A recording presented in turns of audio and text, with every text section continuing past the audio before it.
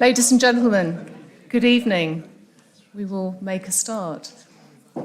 I'm Sally Sheard. I'm head of the Department of Public Health Policy and Systems at the University of Liverpool, and it's my great pleasure on behalf of the Faculty of Health and Life Sciences, but also on behalf of our partners, the Liverpool Medical Institution, to welcome you all here this evening. We're honoured by the presence of Professor Simon Szreter, who's going to deliver the 48th Henry Cohen History of Medicine lecture. And his title is, you can see it up here on the screen in front of you, Public Health and the Welfare State in England, a very long-term relationship that needs to be remembered and reinstated. So provocative title, thank you very much for that. I'm sure that's why you've come this evening. Before I introduce Simon, it's traditional to say a few words about Henry Cohen. And those of you who've been coming to this lecture for a long, long time will notice that while I've had control of the introduction, it's got a little bit shorter.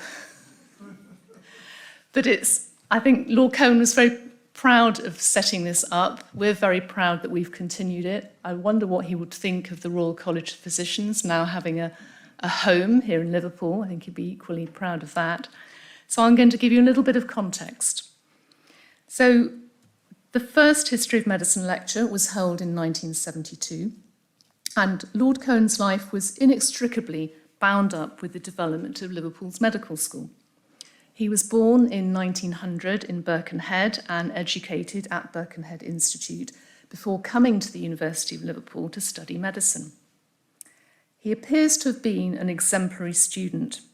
When he graduated in 1922, he'd obtained distinctions in all subjects, as well as all except one of the available prizes, medals, and scholarships. At the age of only 34, he succeeded John Hay as Professor of Medicine, and at that time there was only the one Professor of Medicine, a post from which he dominated the medical scene in Liverpool for the next 30 years. Henry Cohen was well known to be opposed to over-specialisation. It was as a general physician that he became widely recognised as one of the most outstanding diagnosticians in the country, and undoubtedly aided by his phenomenal memory. He was also a stimulating teacher and cultivated a series of highly accomplished academic physicians in Liverpool. Indeed, his reader for many years and later successor as Professor of Medicine was Sir Cyril Clarke, and it was due to Lord Cohen that a medical genetics unit was established here at the university. One of the greatest legacies of Henry Cohen was undoubtedly his significant advisory role in the creation of the National Health Service in 1948, where he advised ministers of health and chaired the Central Health Services Council. He was knighted in 1949, elevated to the House of Lords as Baron Cohen of Birkenhead in 1956, and made a Companion of Honour in 1974. Cohen served as President of the British Medical Association, the Royal Society of Medicine, and the General Medical Council. He was also Chancellor of Hull University from 1970 until his death in 1977. Since the first Henry Cohen History of Medicine lecture, we've been honoured to receive a series of eminent speakers. And I'd now like to introduce the latest in this line, Professor Simon Szreter. Simon is a professor in history and public policy at the University of Cambridge and a fellow of St John's College, Cambridge. He teaches and researches modern public health, economic and social history, political history from 1600. He's played a leading role in developing the relationship between history and public policy as a co-founder of the History and Policy Organisation in 2002. And this network now has more than 500 historians who provide rapid policy papers and opinion pieces on contemporary policy issues and work very closely with government departments. Simon is an author and editor of a dozen books and many articles that really transcend the usual historical publishing venues, which has opened up his scholarship to a wide audience. His latest publication, which is co-authored with Hilary Cooper, published in September 2021, is on COVID. It's called After the Virus, Lessons from the Past for a Better Future. So please join me in welcoming Simon to deliver the 48th Henry Cohen History of Medicine Lecture.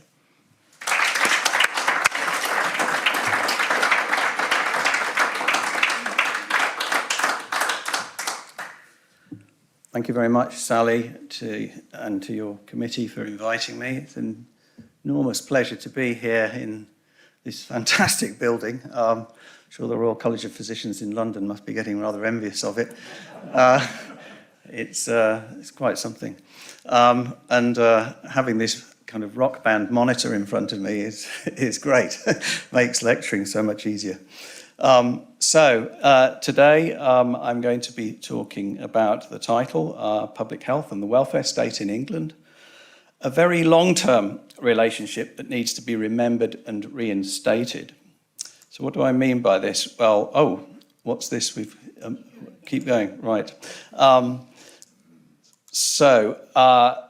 It's normally thought of public health, the one half of my title, it's normally thought of as something that began in the middle of the 19th century, the famous Public Health Act of 1848.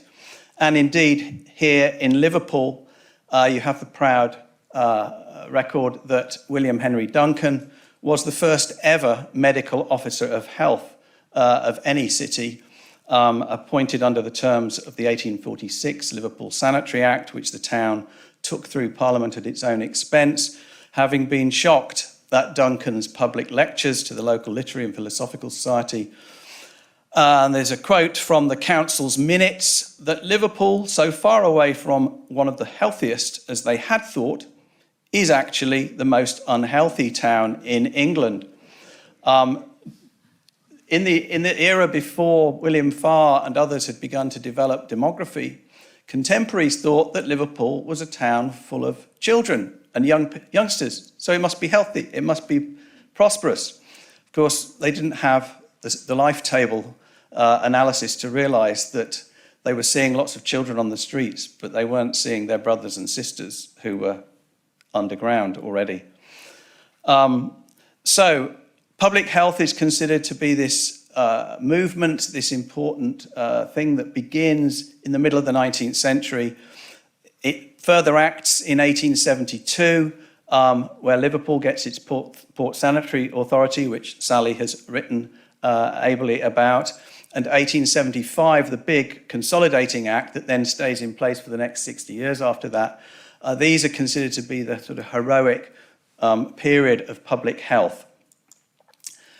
The birth of the welfare state is, everybody knows, it's the middle of the 20th century. It's Beveridge and his two iconic reports of 1942 and 1944, and then the first Labour majority government coming in on the back of World War II and implementing a substantial part of his plans and creating a welfare state, which is then emulated in many other countries across. Beveridge's influence is very widespread.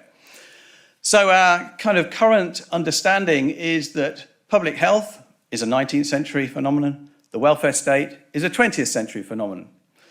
I'm going to try and persuade you of something very, very different in the rest of this lecture.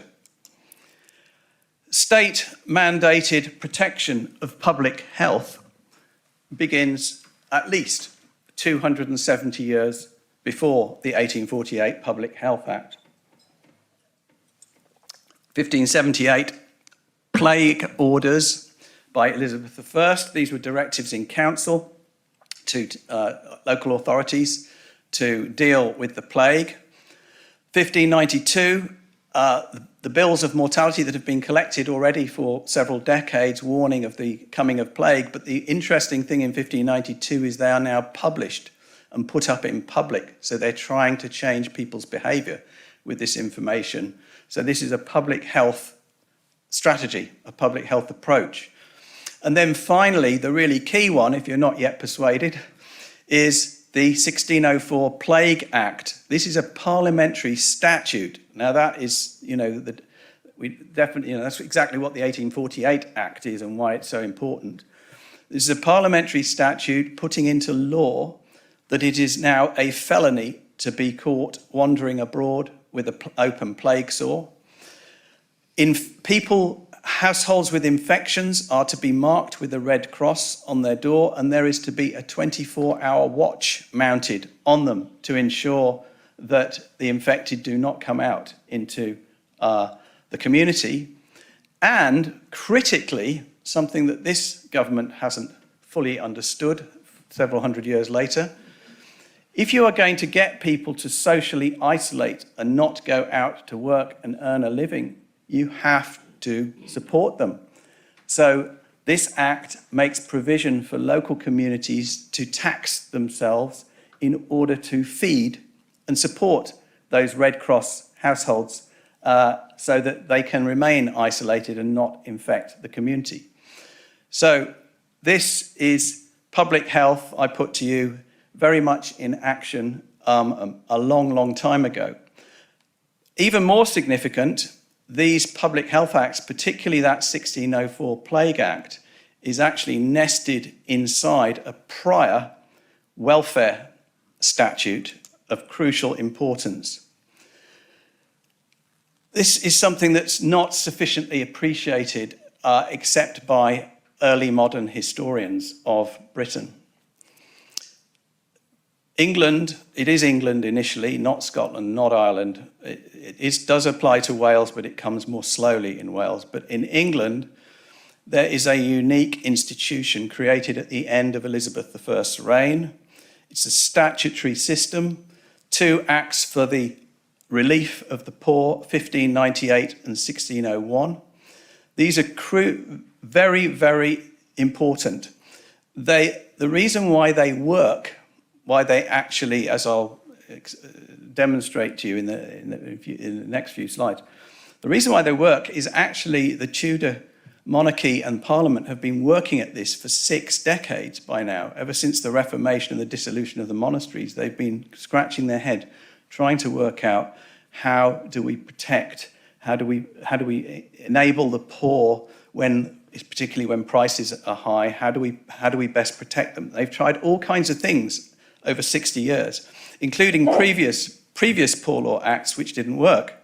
The reason why the 1598-1601 Acts go into the history textbooks is they finally got it right. They finally came up with a system that then functions for the next 250 years.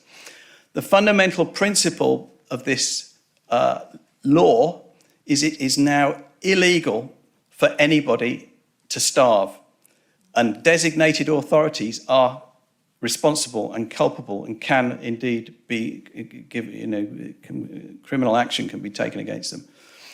All subjects of the Crown are entitled to relief and to care in cash, in their own homes, or in kind. The administration of this system is radically devolved to the 10,000 parishes of the new Anglican Church. A parish at this time, on average, had 400 inhabitants. Each parish must care for its poor in law. No way out. Interestingly, how is this to be funded? By a progressive taxation system, a tax system on the value of land occupied in the parish. So at this time, in this kind of economy, land is the source of virtually all wealth, certainly of all wealth and of most income and revenue. So the surface of the parish is now to be, the total surface is the revenue, is the base for the revenue. And depending on how much you occupy as an individual, that's how much you're going to get taxed. It is said on the face of the statutes that this is to support orphans, widows, the old, the disabled, the ill, and critically, the involuntarily unemployed. They're all covered by this statute. When they say nobody must starve, they mean nobody.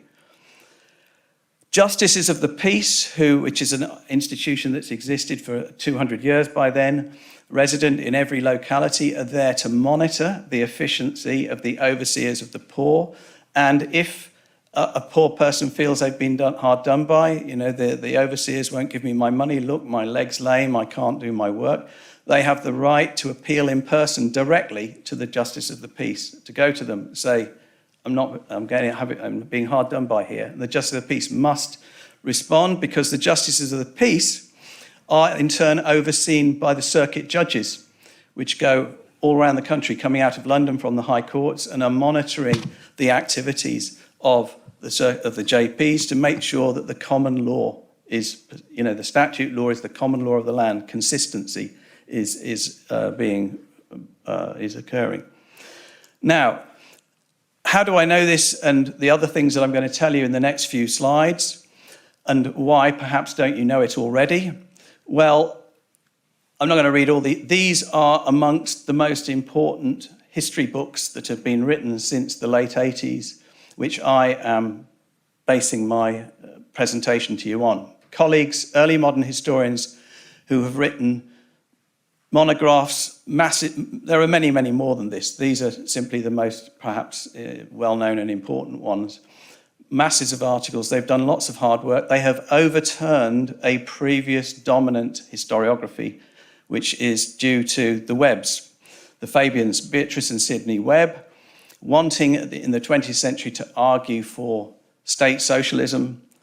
They decided that the old poor law was just a ramshackle mess. It just never really worked. Don't worry about that. It was just some bumbling thing that was incoherent and even quite unpleasant, and so on. What they never really did was, because there were only two of them, is they didn't go into the archives. They didn't really look at the evidence that's there. And that's what all this work has now done all across the land, basically looking right down to overseers' accounts, which do exist in many parishes. So we've got a much, much richer base of knowledge now from hard work by historians over the last 40 years. And it gives us a completely different picture of what was happening. What we find is evidence of the levels of outlay and transfer payments. And this is actually the most recent piece of research that I'm aware of, came out in just November last year. And Brodie Waddell's done some incredibly hard work digging up samples of expenditure in many, many parishes across the country. And what he shows is that real expenditure, so that's inflation-adjusted expenditure on the poor law, grew phenomenally. It's growing 2.77% per year for 200 years. Almost, obviously not every year, but this is an incredible, consistent growth in what this society is spending on its poor, its disabled, its elderly, its ill, its unemployed.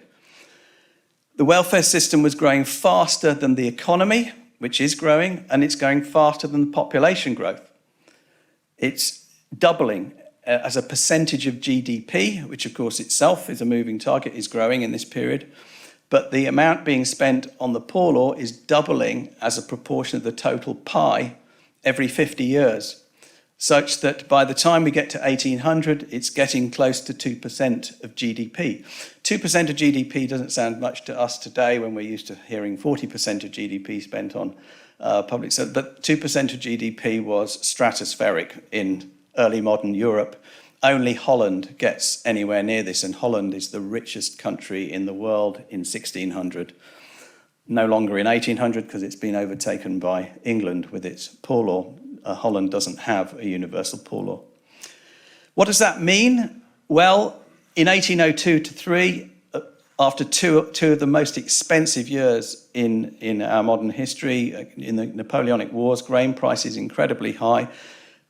In that year, 1 million persons were being given relief, 11% of the population. That's what this system was capable of when it's really tested. And we have other evidence, independent evidence, from the Cambridge Group for the History of Population, who've done these massive studies sampling parish registers of births, deaths and marriages, which begin in 1538 This is Wrigley and Schofield and all those other people doing all their complex demographic, historical, reconstructive work. Other scholars cited at the bottom there who have correlated their findings on price hikes, cost of grain, as against mortality spikes, which in the rest of Europe, the year that you see a price hike, you see a mortality spike either that year or the year after. And that's just one of life's problems in an agrarian economy dependent on the weather.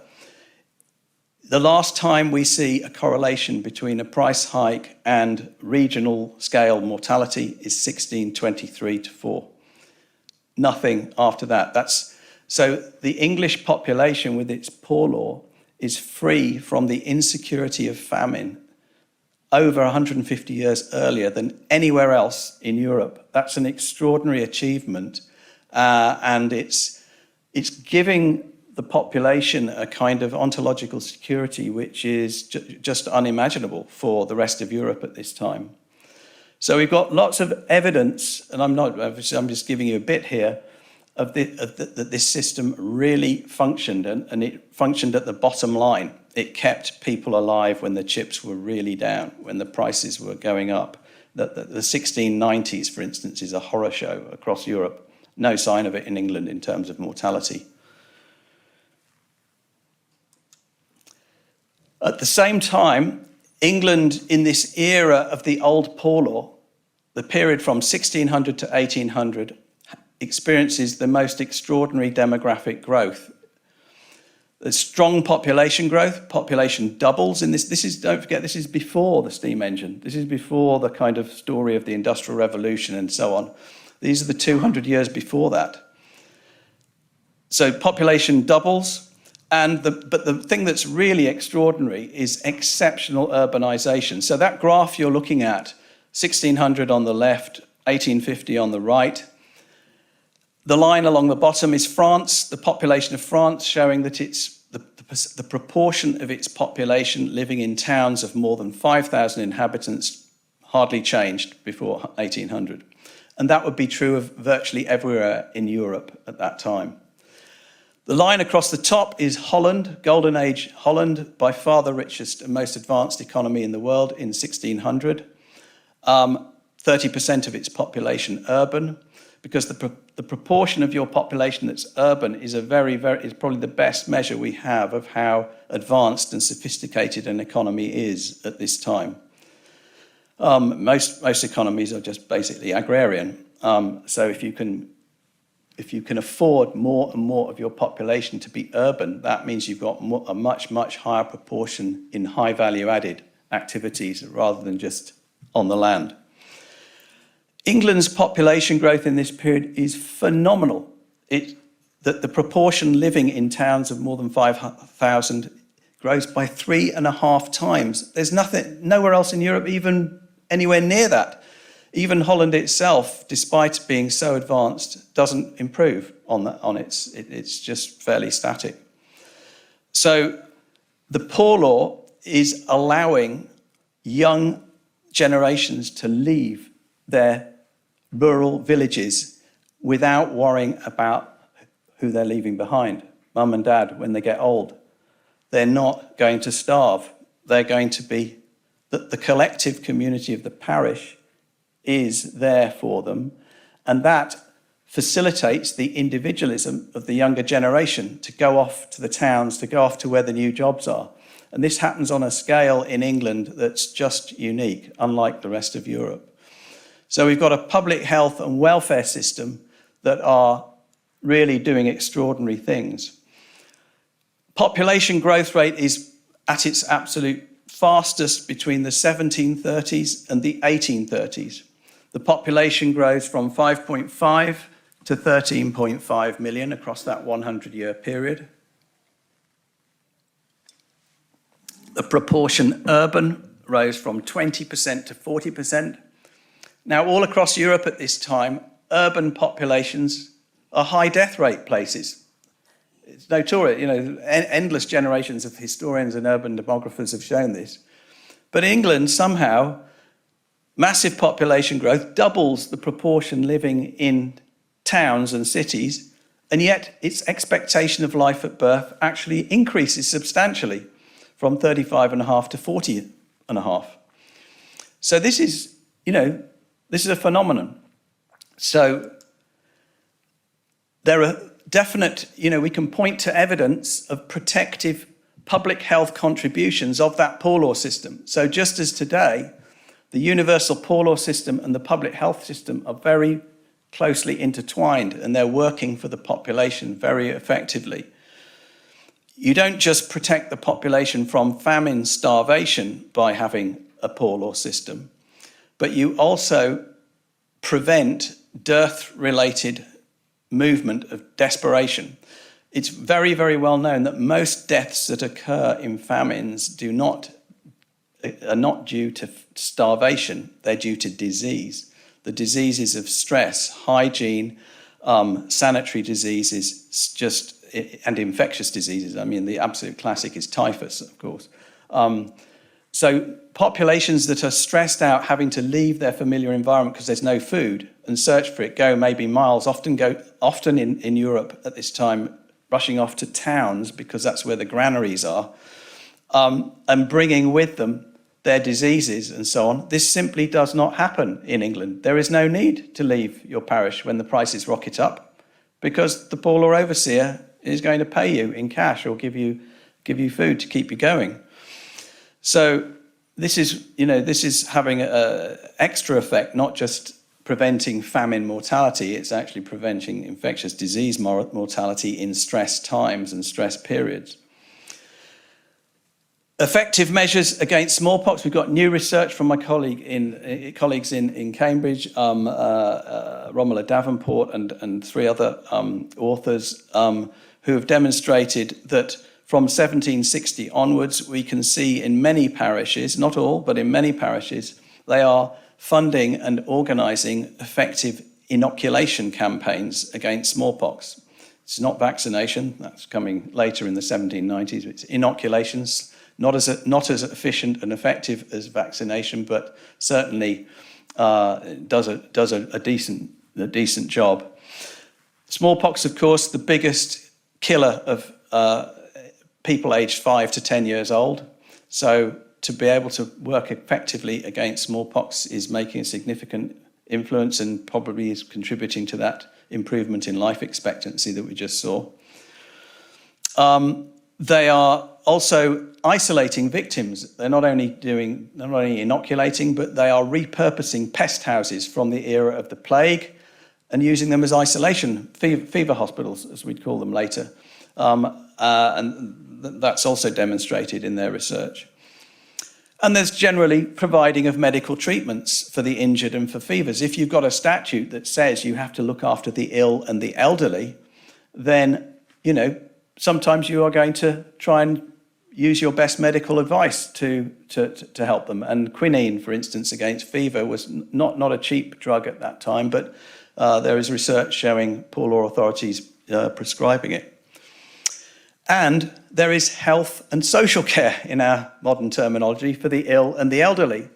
There is research from colleagues showing that between 1660 and 1740, when this research was being done, about a half of those over the age of 65 are in receipt of parish pensions. Yep, that's right, pensions, like what we mean today. And in fact, much more than half of those who are over 70. So pensions is a big thing. Almshouses, the elderly who are really disabled, unable to move, they're often brought into almshouses, some of which are funded by charitable donations, but the parish is paying for the care. And the poor law will also at times pay daughters or nieces to actually look after the poor, because they know that if you're looking after the elderly, you can't work for your living. So it's all there in this evidence that historians have shown. It's all this rocket science that's been abandoned in the last 10 years. Spending on the public's health under the old poor law. What about that? Evidence of that. We have, this is specifically health spending. We looked in an earlier slide about spending in general, but health spending. So we've got very new research from Steve King, lovely, very industrious piece of work, systematic research on 7 counties chosen for their diversity, northern, southern, arable, urban. He shows that real, again, inflation-adjusted expenditure on medical relief was running at 10% of all poor law expenditure. So the poor law is certainly, it's a big spender on health between 1750 to 93. And then it rises to a peak of 35% in the Napoleonic Wars and immediate aftermath. Of course, a lot of stress on the population, a lot of injured soldiers coming in, a lot of women without their breadwinner, a lot of turmoil when they come back after the wars with unemployment and so on. So, and the poor law is there for them, and the spending is going up. We saw it was going up in general, and a lot of the reason for that is it's been driven up by extra medical expenditure, and it remains high at 30% all through the next couple of decades. Until we get to the fateful year 1834, which we'll come to in a minute. So this rising level of medical spending partly accounts for the rise in poor law spending as a proportion of GDP. Health and welfare are very intertwined in this period of time, long, long before 1848 or 1948. After 1800, rising medical spending, Steve King shows, is most concentrated in the 3 of his 7 counties where there are growing industrial centres. Lancashire, West Yorkshire, Leicestershire. Again, makes a lot of sense that these are the places with lots of population coming in, with accidents occurring, with problems of smallpox and so on. 1834, so everything I've told you now, this story of positive interaction between welfare and public health that historians have uncovered over the last 40 years, the old poor law, or the Elizabethan poor law, this comes to a shuddering, not full stop, because the 1834 poor law does not rescind the crucial obligation to keep the population alive. It doesn't say we really don't give a damn anymore. They don't quite have the nerve to do that, although there are some people who argue for it. But it's a very big change, and it's reflecting, of course, big new shifts in ideas that are going on in society at this time. The old poor law, the Elizabethan one, is born in a period of predominantly religious thinking. The old poor law was conceived as what they often called it public charity, as against private charity. It's a religious duty. Now we have Nassau Senior, the professor of political economy, saying, this is all mumbo jumbo, this received religion stuff. We're all secular Enlightenment rationalists now, aren't we? This is, we need to design our society so as to have the most efficient economy that we can. We have Edwin Chadwick. These were 3 of the most influential commissioners on that report. Edwin Chadwick, Jeremy Bentham's secretary at the end of his life. The utilitarian philosophy is man is driven by pain and pleasure. We've got to give him a lot of pain to make sure he goes out and works hard for a living, because otherwise he's just going to get soft. And this stuff about giving people relief in their homes, so that looks like an inducement to go soft. John Bird Sumner, evangelical, future Archbishop of Canterbury, heavily into his morality of personal independence and so on. So there's no help from that side of the church. Of course, Sumner's take on religion was provoked enormous controversy. The Tractarians, the Oxford movement, were furious at the kind of things he was saying and thought he was very unchristian. But he's the guy on the Royal Commission, and he's the guy who becomes the Archbishop of Canterbury. And you get this popularizing version of all this. Samuel Smiles' famous book of 1859 titled Self-Help, which is again a kind of popularizer of everybody should stand on their own 2 feet. Look at me, I came from nowhere, I did it all. What's wrong with all you people out there? The consequence, of course, is that you stigmatize people who are not for whatever reason, quite able to stand on their own 2 feet. Pauper, the word pauper becomes a very negative term at this time. It means somebody who's kind of a moral bankrupt because they're not working, they're not going out to work like they should. So the consequence is we get this new harshly deterrent system, the famous Victorian workhouses. Workhouses had already existed, but their philosophy now is being really changed. Within a very short period, Charles Dickens is onto this terrible change to the terms and conditions of life for the working poor. Oliver Twist, his famous novel, comes out almost immediately in 1838 to 9, complaining about what he's seeing happening around him. Just like the films we've seen, I, Daniel Blake, and so on, artists responding to the cruelty that's being perpetrated on the poor. The unemployed are, in a sense, being criminalised. So 1834 to 8, we see a radical reorganisation and an enormous reduction in the over-generous pauperising poor law, as its critics called it. That graph at the bottom shows you the percentage of GDP being spent on poor relief and pensions, rising up to that plateau level of 2% during the Napoleonic Wars. And then you can see the scale of cut that was imposed in the 1830s and driven down even further later in the century, the sort of thing that George Osborne would have dreamed of. But, and it's the same thinking. So what happens in 1834, and as a result of that act, is by now there are 15,000 parishes in England and Wales with their devolved local administration. They are dispensing outdoor relief. That's now a no-no. So they are formed into 630 unions, and the workhouse in many cities and towns is always in Union Lane or Union Road. So these are groupings of parishes to stop the softness of local people who know each other, helping each other out. These large, great units that now have salaried officials responding to a whole barrage of regulations coming out of the Poor Law Board in London about what they can spend, what they can't spend, what they should do, what they shouldn't do, and so on. The aim is to incentivise all workers to remain in the free labour market, supposedly ensuring the economic efficiency of the economy with price taking, that what the jobs are out there, the work's out there, you should take what's on offer from the employers. The poor law is now castigated as a sort of feather bedding problem that needs to be got rid of. The longer term result, however, interestingly, which as we point out in our book, is failing labour productivity of the British economy. The British economy's labour productivity actually deteriorates from 1860-70 onwards and is caught up by Germany and the United States of America.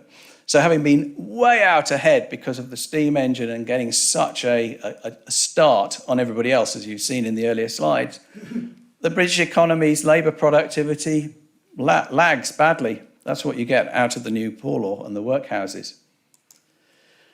The trends in expectation of life at birth, I'm afraid, also show a terrible cost of the new poor law. That blue line is expectation of life at birth for the whole nation, snaking upwards from 1716 on the left to 1816, and then going flat. No further improvement for 50 or 60 years during those mid-Victorian decades when Britain became the workshop of the world, when the economy was creating wealth for so many people in this city and many others as well. And the health of the population is failing to improve further. The yellow line is what's happening specifically here in Liverpool and in Manchester down the road and in other big cities like Glasgow, which this data is also based on. The two pink squares are the town of Carlisle, which we happen to have particularly good data for, showing that it's not just the biggest cities that are suffering in the 1830s and 40s, but Carlisle also is showing a decline in its expectation of life at birth compared to where it had been back in the 18th century. And as you'll notice on the right-hand side, something does finally change from about 1870 onwards, when the yellow line starts to shoot upwards, and that pushes the blue line up as well. But for 6 or 7 decades, from about 1825 to 1875, 1865 maybe, the health of the nation is not improving, and the health of the nation that's living in towns and cities like this one is definitely not improving. And in fact, it's going through a very bad time. The government understood this because the General Register Office starts operating in 1837. William Farr, this brilliant pioneer demographer and epidemiologist, has now got his hands on birth, death and marriage data for the whole country, and he can cross-classify it against the 1841 census. And he has the excellent idea that he's going to try and demonstrate to the nation graphically what's going on. So this is his idea, a kind of survival graph with the big black whale-like structures being the proportions of the population that are dead in 1841. And you can see Liverpool in the centre, terrible. On the left-hand side, the columns are basically showing you 5-year units moving from left to right. So what it's showing you is that in Liverpool, of 100,000 people born, the white line on the left-hand axis, by the time you get to the first column with age 5, almost exactly 1/2 are in the black. Yes, that means that 1/2 of people born in Liverpool in 1841 don't get to their 5th birthday. And that was what we, in the first slide, with Dr. Duncan bringing to the attention of the local council, was horrifying. And this is the data that he was referring to shock them into realizing how bad things were. And of course, what Farr is also showing is that it doesn't have to be like this. Look, there are other places, Surrey and even London itself, doing so much better. In London, nearly 70,000 infants are still alive at age 5, as you can see. So this is beginning to really, and of course it was information like this that led to the Health of Towns Commission that finally produced the Public Health Act of 1848 as a result of knowledge. So what we get is, the trouble is central government with its ideology of free markets and utilitarianism and so on is still very much committed to laissez-faire. It doesn't think it should be intervening in society or the economy. So the nascent public health movement knows that it's got to focus on elected local government. That's why Farr is producing statistics relating to cities and counties, because he knows that's where there is some authority that he can actually try and move on this. That doesn't quite honestly have much effect until finally, as a long-term result of the Chartist movement, in 1869, working class men get the vote. Because until that point in time, it's just no good telling shopkeepers we've got to tax ourselves to build better sanitation and water supply here. Because the shopkeepers, who are all the ones with the votes, are just saying, that's going to cost me. I'm going to be out of business if you're going to put my rates up. However, in 1869, suddenly the shopkeepers, or as they were called, the shopocracy at the time, are swamped by working class men with votes. And Joseph Chamberlain in Birmingham is the very, very clever, astute politician who realizes you can now produce a spending program and appeal to working class men who do not pay rates because they don't own property and get voted in. But of course, then you've got to fund it. You've got to fund your campaign. It's all very well putting the program forward, but where is the money going to come from? And there's this brilliant new program he launches, the Municipal Gospel.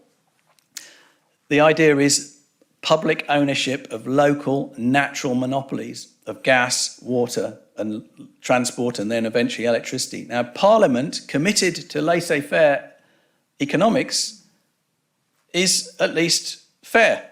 It's, you know, it accepts that a natural monopoly is not something that necessarily should be in private hands. It depends on whether it's being done efficiently. So Chamberlain is able to get these acts through Parliament to allow the city of Birmingham to buy up these private companies and now run them, continue to run them for profit, but the profit has now become the revenue of the city. And it's fabulous revenue. Gas was the key to it all, as it is today. Gas, before electricity, gas was the primary flexible fuel source in cities. And coal's obviously also very important, but gas is an absolute sort of money spinner. This gives the city so much revenue that a man like E.W. Hope, your famous fourth medical officer of health here in Liverpool, who held the post from 1883 to 1923, retiring the year after Mr. Cohen got those fabulous results here. Across those 4 decades of his tenure, he is able to see his salaried public health staff, inspectors of anything and everything that moves, grow tenfold. Every one of them, of course, requiring a salary, requiring training and so on. He's got 10 times more of them by the time he retires. With that, you can really comb the city. You can try and do something to improve the housing, the weights and measures, all these things where the poor are getting robbed. And that's happening in all the big cities. They all get the municipal gospel. And this is what, so the municipal gospel is giving you enormous revenue. In the meantime, central government is facilitating this. Although central government won't fund anything directly and it doesn't want to get involved in intervening, what it will do is it will pass enabling powers saying, yes, Liverpool can now appoint health inspectors. Yes, Liverpool can now appoint sanitary inspectors, housing inspectors. So it's giving powers, enabling powers, and the cities have got the revenue to now actually have the personnel on the ground. And the other thing that central government's willing to do is it is willing to offer loans for capital infrastructure and facilities, especially now that the gas and water socialism means that the revenue is there to service the loans. Treasury, as you'd expect, being fairly hard-nosed on anything like this. But as you can see, that graph in front of you is showing all the kinds of expenditure, brand new research from colleagues, Harris and Hind, who, again, enormous hard work has gone into that graph, demonstrating that very little activity, a little bit around the 1848 Health Act, but really building in the late 60s through the 70s, 80s, 90s, massive amounts, millions and millions being loaned to create sanitary infrastructure and all sorts of other things like the wash houses that Sally again has written about, and paving roads, very important public health investment. Paving roads was not simply about traction because everything is pulled by horses at this time. And horses and cobblestones means shit everywhere, flies everywhere, infant mortality everywhere in the summer. If you can pave the roads, you can clean the surfaces properly, even before the internal combustion engine, that's an enormous public health gain. It's very helpful in terms of high infant mortality rates coming down. So, conclusions, you'll be pleased to hear. I've detained you for quite a while. The need to remember the modern public health movement from 1848 onwards, with statutory medical officers of health in every city from the 1875 Act, was a politically negotiated, those working class votes, don't forget, response to deteriorating conditions in Victorian Britain after dismantling the old Poor Law's welfare and healthcare system to make way for liberal free market economics. What does that remind me of? After 1870, central government began again financially to enable, not disable, local government. Secondly, need to remember Beveridge did not invent the universal welfare state during World War II. He rediscovered Elizabeth I's principles of collective provision for social security, welfare and health, funded by progressive taxation. These were principles of what we call in our book collectivist individualism, deliberately provocative term, which served Britain well from 1601 until 1834 in her cities from 1870 onwards, and then once again nationally from 1945 until 1979. And that period, 1945 to 79, the government don't want you to know this, it was the period of the most unprecedented rising prosperity for the whole population and highest rates of productivity. The productivity per capita in that period was higher than anything achieved by Mrs. Thatcher or any government since. We need to remember to take stock of the costs of ignoring history. Since 1979 and the revival of the neoliberal free market small state philosophy that we saw sweeping the board after 1834, the welfare state and public health has once again been under ever-increasing challenge, intensified since 2010 with the sustained austerity attack on the funding of social security and public services and the emergence of the new digital workhouse. Not my words, but the words of Sir Philip Alston, the UN Special Rapporteur on Extreme Poverty, when he made a visit to the UK in 2019 before the pandemic. When the pandemic hit in 2020, the impact was greatest on those already rendered socially insecure and vulnerable. The elderly disgorged in a panic from underfunded hospitals into care homes with no testing, low-paid workers in the unprotected gig economy, and ethnic minorities. In 2020, the UK combined one of the worst COVID death rates with the worst economic contraction of the G7 economies. And it was only saved from repeating that in 2021 by the depleted NHS's heroic rollout of publicly funded vaccines. And finally, to reinstate the positive lessons from our past, our collectivist individualism, which promotes the positive freedoms of all citizens and their children. And it does this through properly progressive national and local taxation to fund nationwide welfare, empowering citizens with security, not disempowering them by leaving them vulnerable to market precarities. And we've done this twice in our history, 1601 to 1834, 1945 to 1979. This is not something we can't do. It's not pie in the sky that's never happened here.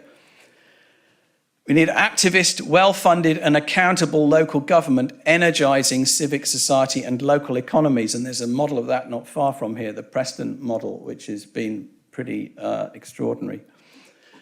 And we need to prioritise public health. And that means in the 2020s, perhaps not so much paving streets in our cities, it means urgently and actively reducing pollutions and promoting national and global sustainability. And that, folks, is the end.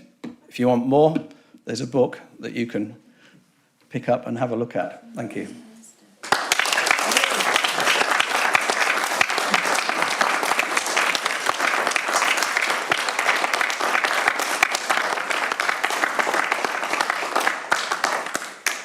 Simon, thank you very much for a provocative but also very entertaining and informative lecture. I think it went down very well with the audience. And hopefully we now have time for some questions.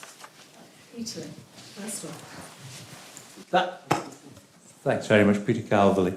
That was wonderful. Music to my ears.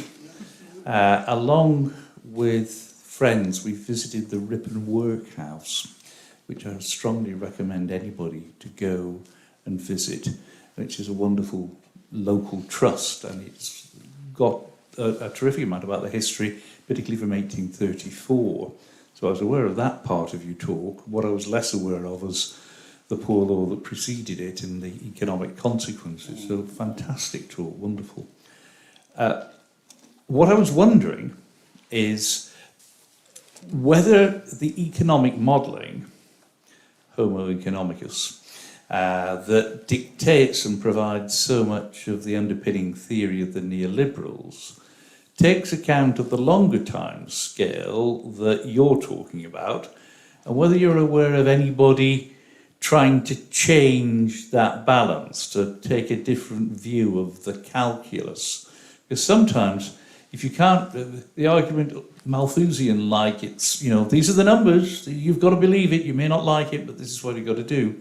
But clearly that's been pressurised to produce the desired conclusion. I wonder if somebody was trying to develop a better model that took into account some of these historical data you've presented. Thank you for that. Yes, I mean, I think my perception is that and there's an awful lot now of very interesting new work.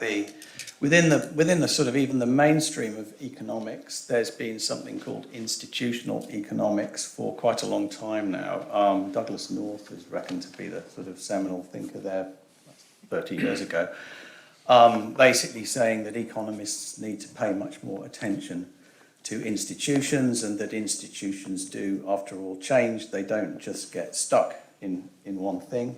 There is the modern, the more recent behavioural economics, which is perhaps more widely known as nudge and so on, which is also interested in dropping the assumption of neoclassical sort of homo economicus and saying actually people do act in really rather different ways and from different bases than that.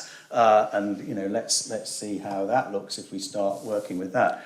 So I think even with, and there's also the post-Keynesian economists in the macro field who've, you know, not entirely given up on the Keynesian view. And there's, you know, interesting ideas like universal basic income as well, which I you know, Hillary and I don't think is quite the right way to go, but I think it poses some interesting issues. So I think there's really a lot of thinking, and also, of course, to the extent that economists like a fellow in my own college, Partha Dasgupta, who produced this enormous report recently on sustainability and species diversity, to the extent that our awareness of climate change and environmental problems is going up and up and up the agenda. This is, I think, forcing economists to think very, very carefully about, you know, there's several books now on the problem with GDP, the measure that we've all been using, saying actually this measure is unhelpful. It doesn't take into account, it's basically a measure of flows, flows of marketed value. It's taking no account of stocks, of which one of the rather more obvious stocks that we might want to take account of is our natural environmental stocks. And if we do that, our GDP ends up looking very, very different. So I think there's actually lots of thinking out there, really a lot. I think all the exciting new thinking is very, very different from this and would imply a lot of changes. I think, you know, there are just problems of power and wealth that people who've got those two things really don't know what. Would rather things would just carry on. To be fair to them, some of them are not like that. There are some of these, you know, wealthy groups who have actually now campaigning for change, who are, you know, partly because they're thinking about their children and so on. So I think, you know, there's a lot to play for in the world of ideas and economics at the moment. Andrew. Thank you.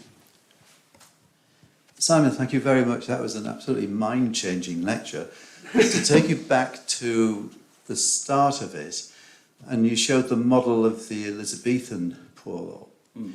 Now, how did she do it? Because her father, Henry VIII, had elevated taxes so much to pay for his conflicts and wars. Yeah. The taxes were sky high then. Yeah. How did she get such a good rapid recovery that was sustainable? Well,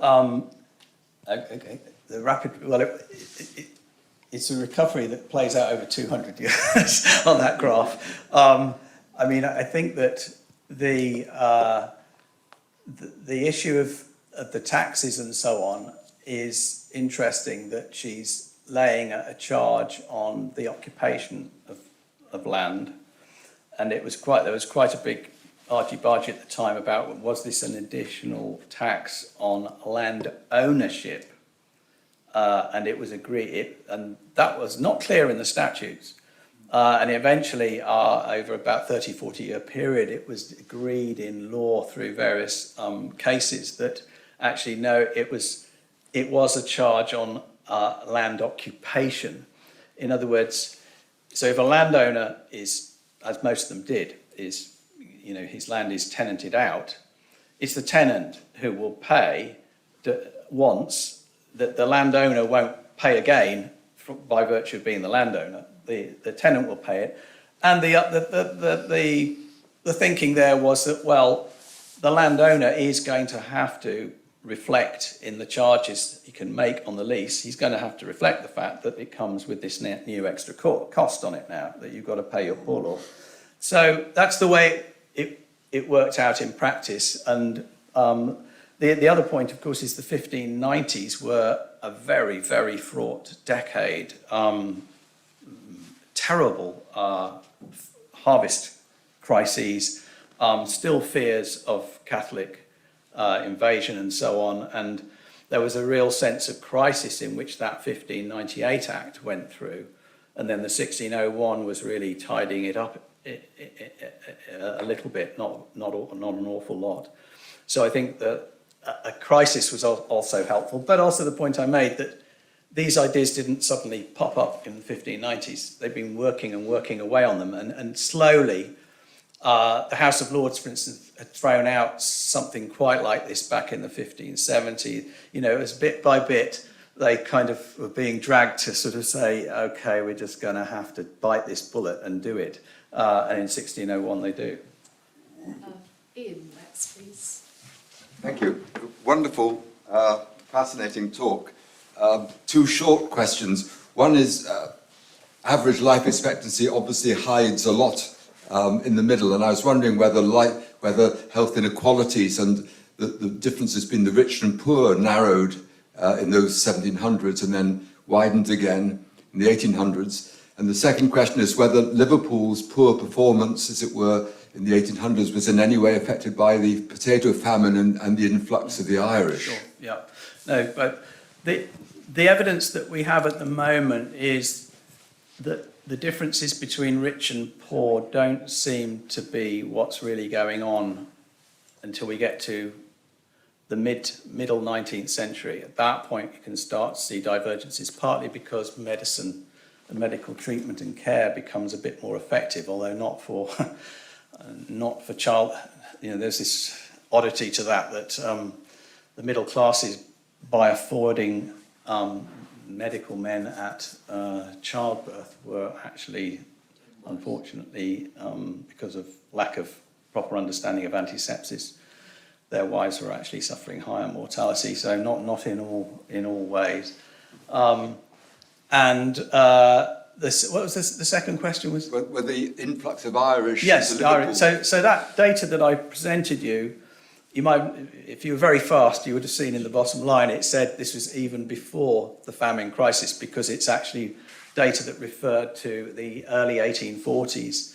The famine and the Irish exodus through most of it through Liverpool, and many of them staying in Liverpool, without a shadow of a doubt, made things more difficult for Liverpool, and Liverpool's trajectory of health improvement is slower than many other cities because it's bearing the brunt of the Irish exodus and the poverty. And, in many ways it was one of Liverpool's finest hours, because a lot of because of the way the poor law worked with its locally devolved structure, even under the unions, Liverpool more or less had to pick up the tab for this, and they asked the central government, and they said, well, that's not in the statutes, mate, it's your job, they're with you. The Irish famine undoubtedly had, significant effects on Lancashire in general, but Liverpool in particular, but that's not what you're seeing in that data that I showed you. Next question is Simon, over here in the middle, please. Thank you. Yes, thanks for such a masterly analysis. Can I ask a brief question about rapidity of effect on mortality? Martine Flaherty and I have done a lot of work on 20th century phenomena and how death rates, life expectancy very rapidly echo events in the wider environment. So the famine winters in the Netherlands, in Norway, the wall coming down in Eastern Europe and South Cuba, things like that. It seems to me you've got the same phenomenon in the 19th century, that there's an economic shock, profound poverty, and then the life expectancy flattens. Can you see any sort of anomalies in the 19th century with that slow takeoff from the 1870s, or are you happy that also in the 19th century there is this rapid response to the big environmental change? I don't think that scholarship's yet really got to that level of discrimination yet. I mean, I think I'd be very surprised if it is known that Birmingham, for instance, for a city of such size, is surprisingly healthy relative to most of the other big cities. But of course, Birmingham is higher. Its elevation is higher. For those of you who don't know, West Bromwich Albion's ground is the highest in the league. Yes, I might be a supporter for my pains. So Birmingham sits in the centre of the country, and it's actually higher. Its drainage is therefore a lot better, and so on. And nobody's really pinned it down, but there is suspicion that this may be helpful for Birmingham. There will be inevitably many other things as well. So that, yeah, there will be variation there, and Liverpool and Manchester, for instance, do look like they're about the worst of the big cities. I mean, they are also bigger, so it's harder to. They don't quite have Glasgow, which would be the other one that's. You've got Birmingham, Glasgow, Liverpool, Manchester. They're the four provincial cities that are gigger. Ireland, but Ireland's got a completely different regime. And it does look amongst those, well, Glasgow's not doing very well either at this time. So Birmingham maybe is the one that's slightly anomalous of that size at that time.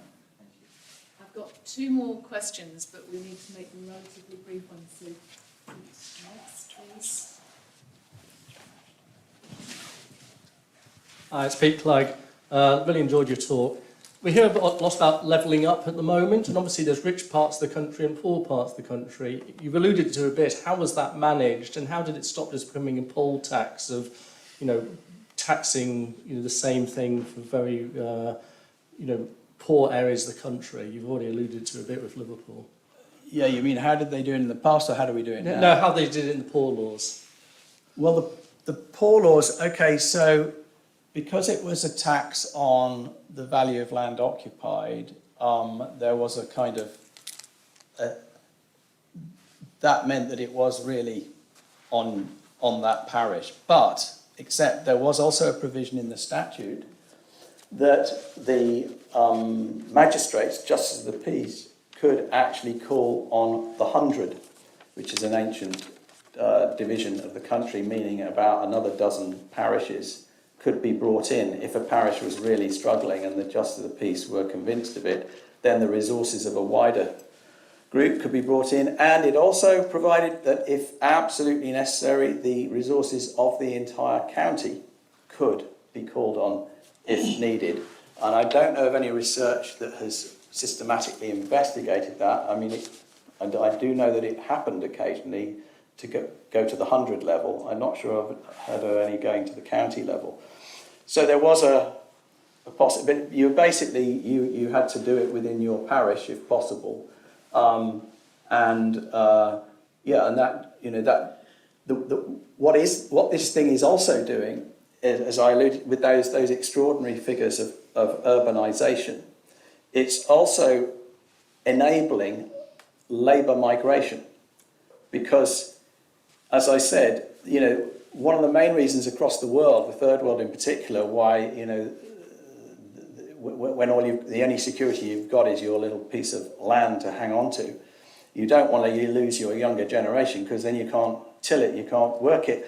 So with a parish-based collective social security system, it enables the young to actually leave and try their chance, because parents are not going to left starved. But also, if it doesn't work out for you and you've gone 50 miles away and you've tried and you haven't got a job and so on, you cannot be left by the wayside 50 miles away to die.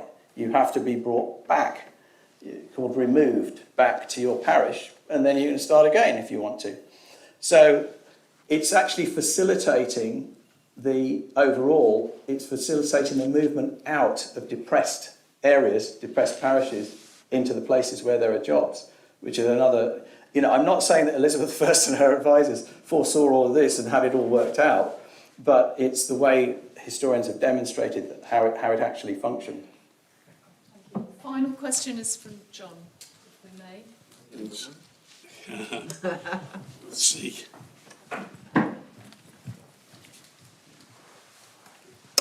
Thanks, Simon. I'm struggling to frame this really, but I'm just curious to know where your thinking is on where the Peasants' Revolt and the poll tax and the aftermath of the plague, and that long tail of the plague which played into the Peasants' Revolt, how that fits into your story, which is it's a linear story in a way. We've got these shocks that have been touched on by Ian with the plague, with the famine and everything, and whether there's anything we should be thinking about now, because it seems as though the Peasants' Revolt was partly brought about by the newly financially better off peasantry because of the death rate of the plague and their position in the labour market being improved. And then, in the end, paying the price for the plague. It looks as though the poor are now going to pay the price for the pandemic in this country. It looks as though there's a dynamic potentially in play here where the alienation of poorer people, because they're going to have to pay the price of the pandemic, may produce social disruption. So I'm not quite sure how to frame that, but I'm interested in your thoughts, really. Yeah, I mean, I think that, as I said, the only time in the lecture where I emphasised this was how the municipal activism and so on, the civic gospel as it was called, was politically negotiated, and that was to do with votes of the working people. But all the way through this story I've given you of the poor law functioning so well, it wasn't just a kind of smooth machine that worked like oil.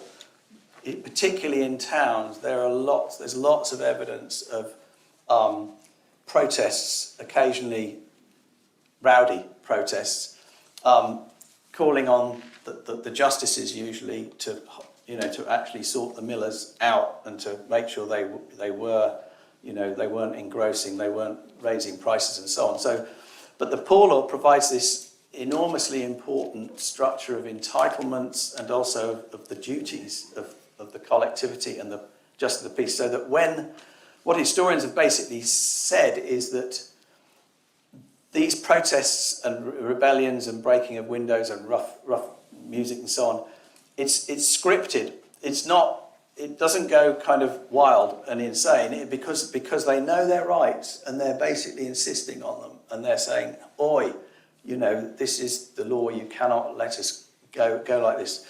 So I think that there's an issue. I don't know how you quite translate that to the modern period, but I guess it's an issue about journalists, civic society movements, these online things that we sign every 5 seconds, standing up for the rights that people like this have. ITV, for instance, which is, by the way, much better to watch than BBC and has been for about the last year and a half. ITV have just run this extraordinary series on the housing that's being, landlords, including, I'm afraid, public landlords as well, are allowing people to live in the most disgusting circumstances. And it's been on the ITV news, not like once, but time after time after time. They keep showing it and keep plugging it. Well, that's good civic activism. I'd say that's a kind of parallel to the people in the streets in a town like Shrewsbury saying, you know, oi, you know, we want our right, we want our bread, and we want it at the price we can afford.